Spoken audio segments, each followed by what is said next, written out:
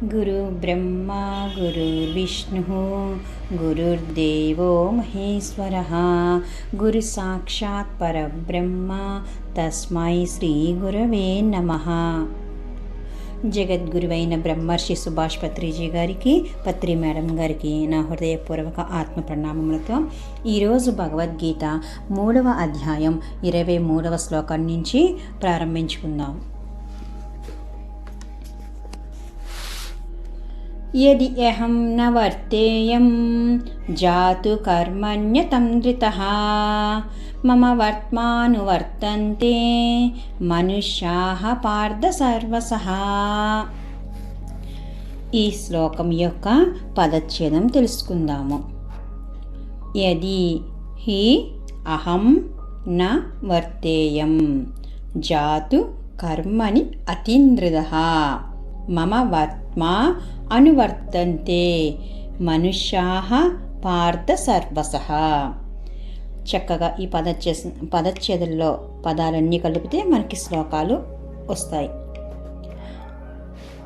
ఇక్కడ భగవాన్ శ్రీకృష్ణ ఏమంటున్నారంటే, ఓ అర్జున, ఒకవేళ ఎప్పుడైనా నేను జాగరూకుడనై కర్మలలో ప్రవర్తించకపోతే మానవులు అన్ని విధాల నా యొక్క మార్గాన్ని అనుసరిస్తారు.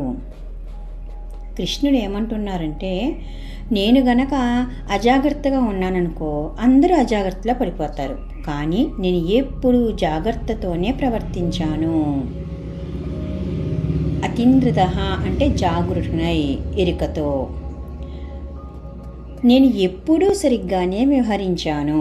ఎందుచేతనంటే ఇతరులు నన్ను గురువుగా స్వీకరించారు గనుక, ఇతరులకు గురువుగా ఉండటానికి నేను ఇష్టపడ్డాను కనుక.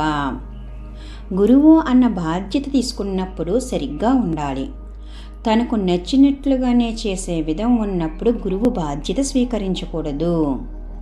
ఉత్తములు అజాగ్రత్తగా ఉంటే లోకమంతా అజాగ్రత్తలో పడిపోతుంది. అలా జరిగితే దానికి కారణం ఆ ఉత్తములే అవుతారు. లోకం అజాగ్రత్తలో పడినప్పుడు ఆ గురువు ఉత్తముడు కాదన్నమాట. కనుక ఎవరైతే ఉత్తములుగా ఉండాలి, ఉత్తములైన వాళ్ళు అత్యంత ఎరుకతో జాగ్రత్తగా ఉండాలి, వారే ఉత్తములవుతారు. ఈ ధ్యానయోగులు ఆత్మజ్ఞాన పరాయణులు చేసే కర్మలు అందరికీ ఆదర్శప్రాయంగా ఉండాలి. అందరూ సులభంగా గ్రహించేటట్లు ఉండాలి. మాటలు చేతలే కాదు, ఆలోచనలు కూడా ఇతరుల మీద ప్రభావాన్ని చూపిస్తాయి. ఆలోచనలను సక్రమంగా ఉంచుకోవాలి. ఎల్లప్పుడూ సకారాత్మకంగానే ఆలోచించాలి, పాజిటివ్గానే ఆలోచించాలి, మాట్లాడాలి, కర్మలు చేయాలి. నకారాత్మక ధోరణిని విడనాడాలి. దేనిలో ఎవరికి నిష్ణాత ఉందో దానిని మాత్రమే వారు ఇతరులకు నేర్పించాలి.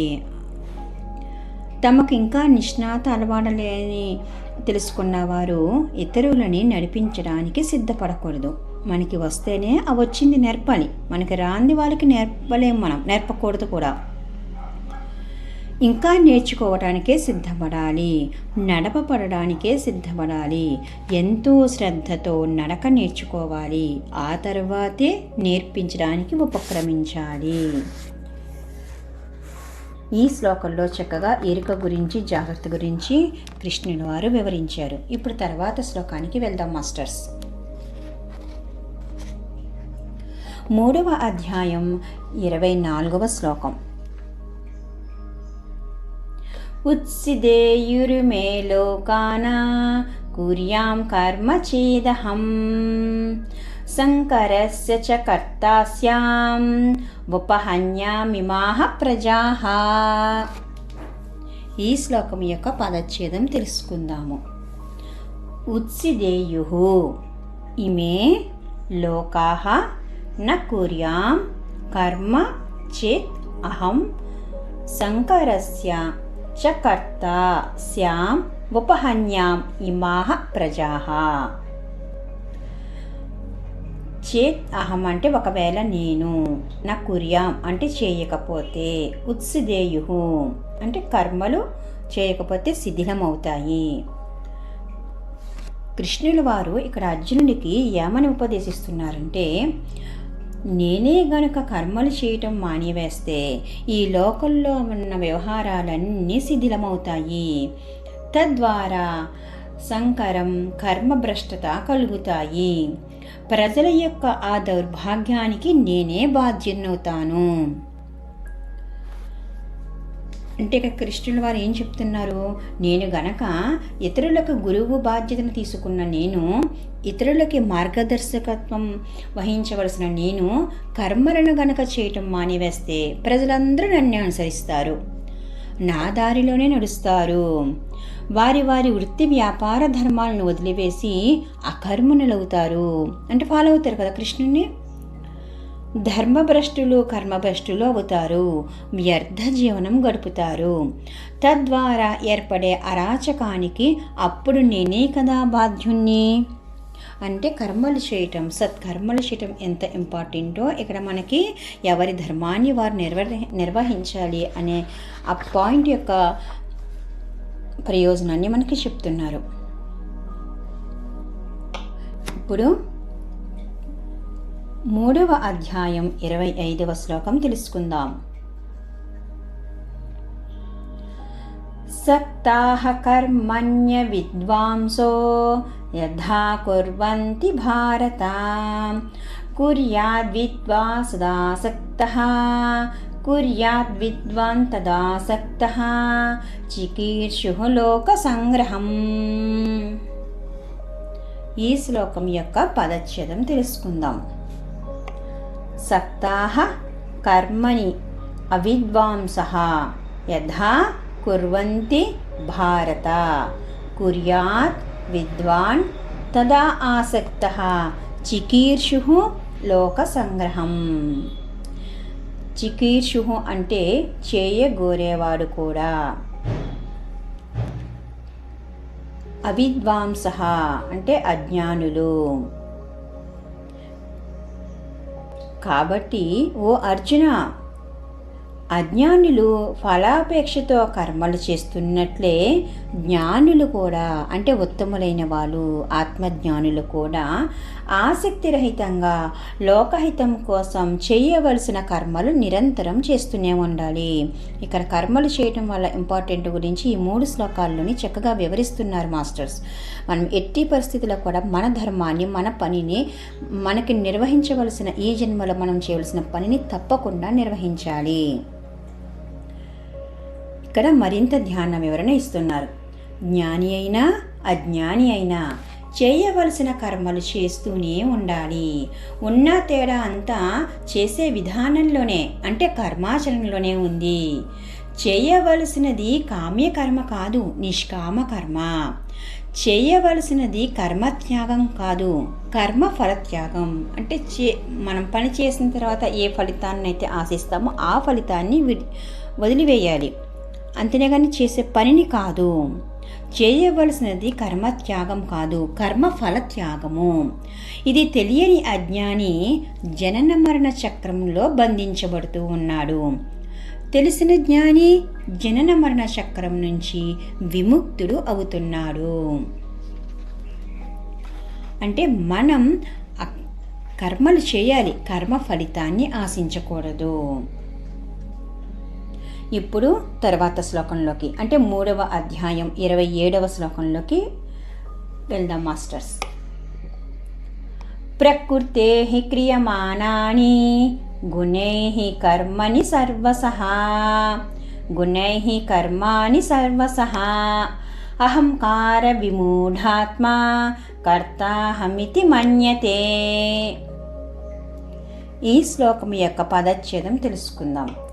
ప్రకృతేః క్రియమానాని గుణైః కర్మాణి సర్వశః అహంకార విమూఢాత్మా కర్త అహం ఇతి మన్యతే. ఈ పదాలన్నీ కలిపి చదివితే మనకి శ్లోకం వస్తుంది. అహంకార విమూఢాత్మ అంటే అహంకారంతో వివేక శూన్యమైన మనస్సు కలవాడు అని అర్థము. మన్యతే భావిస్తాడు. ఇక్కడ ఏం చెప్తారో చూద్దాం. ఓ అర్జున, సకల కర్మలు అన్ని విధాలుగా ప్రకృతి గుణాల ద్వారానే జరుగుతున్నాయి. అయినా అహంకారంతో వివేకశూన్యమైన మనస్సు కలవాడు ఇవన్నీ నేనే చేస్తున్నాను అని అనుకుంటూ ఉంటాడు. అంటే ఈ ప్రకృతిలో రెండు ఉన్నాయి. ఒకటి బహిర్కార్యకలాపాలు, రెండు అంతర్గుణాలు అని ఉన్నాయి. పూర్వజన్మ సంస్కారాలను అనుసరించి మనిషి యొక్క స్వభావము, గుణాలు ఏర్పడతాయి. ఆ గుణాలను అనుసరించే మనిషి చేసే వివిధ కర్మలు ఉంటూ ఉంటాయి. అంతే కదా మాస్టర్స్. పూర్వజన్మ ఫలాన్ని అనుసరించి, పూర్వజన్మ పుణ్యాన్ని అనుసరించి ఈ జన్మలో ఆ మనిషి యొక్క కార్యకలాపాలు ఉంటాయి. కనుకనే మనిషి యొక్క వర్తమాన గుణం అన్నది, ఇప్పుడు ఆ మనిషి ఎలా ప్రవర్తిస్తున్నాడు ప్రస్తుతం అనేది ఎక్కడ ఆధారపడి ఉంటుంది? అనేక జన్మల కర్మల ఫలితము. వాసనాక్షయం జరిగే వరకు, అంటే గుణరహితుడు అయ్యే వరకు జీవి అనేక జన్మలు తీసుకుంటూనే ఉంటుంది. ఎందుకంటే ఎవరైనా సరే గుణాన్ని అకస్మాత్తుగా హఠాత్తుగా మార్చుకోవటం అసంభవం కదా. అనేక జన్మల పరంపరలో నెమ్మదిగా ఆత్మ మారుతూ ఉంటుంది. గుణాలు అన్నవి క్షణక్షణానికి మారవు. నిరంతర బాహ్యకర్మల కర్మఫలాల సముద్రంలో జీవాత్మల అంతర్గుణాలు అత్యంత మెల్లగా మారుతూ ఉంటాయి. చాలా స్లోగా మారుతూ ఉంటాయి. వాళ్ళు మారలేదు, ఎదుటి వ్యక్తి మారలేదు అని మనం అనుకోకూడదు. ఆత్మ పండితి స్థాయిని బట్టి అత్యంత నెమ్మదిగా మారుతూ ఉంటాయి. గుణాలు జన్మకు కేవలం 1 మిల్లీమీటర్ చొప్పున మాత్రమే మారుతూ ఉంటాయి. చూడండి, జన్మకి 1 మిల్లీమీటర్ అంట, అంత నెమ్మదిగా మారుతూ ఉంటాయి. కనుక కర్మలు నిందనీయం కాజాలవు, మరి గుణాలు నిందనీయం కాజాలవు. నిందనీయం కాని వాటిలో మనం తాదాత్మ్యం చెందటం ఎంతటి మూర్ఖత. మనం అటువంటి వారిని ఏం అనకూడదు, నిందారోపణ చేయకూడదు. మనం వాళ్ళే మారతారులే, వాళ్ళే తెలుసుకుంటారులే అని మనం వదిలివేయాలి. ప్రకృతితో భిన్నుడైన పురుషుడు ప్రకృతితో తాదాత్మ్యం ఆరోపించకున్నా పరమశోకితుడవుతున్నాడు. పక్కవాడు చేస్తున్నాడు అని కానీ, లేకపోతే నేను చేస్తున్నాను అని భావిస్తే అది వివేక శూన్యత అవుతుంది. ఇక్కడ ఈ గుణాలు ఈ విధంగా నాట్యం చేస్తున్నాయి అని జ్ఞాపకం ఉంచుకోవటమే వివేకము. అంతా అలా జరుగుతూనే ఉన్నాయి కానీ ఇక్కడ చేసేవాడు కానీ చేయించేవాడు కానీ ఎవ్వరూ లేరు. ముందు మనిషి అవివేకాన్ని పోగొట్టుకోవాలి, సునిశ్చిత వివేకి కావాలి. నేను అతడు అన్న భావనలే వివేక శూన్యత. ఈ విధంగా జరుగుతోంది అన్నదే మహావివేకము. జరగని ఏం జరుగుతున్నా మన మంచిగా ఈ విధంగా జరుగుతోంది అని అనుకోవాలి. అహంకారమే మూఢత, అహంకార రహితుడే వివేకాత్ముడు. ఈ విధంగా మనకి ఈ శ్లోకంలో భగవాన్ శ్రీకృష్ణుల వారు చక్కటి జ్ఞానాన్ని మనకి ఉపదేశించారు మాస్టర్స్. మళ్ళీ తరువాత భాగంలో కలుసుకుందాం. Thank you.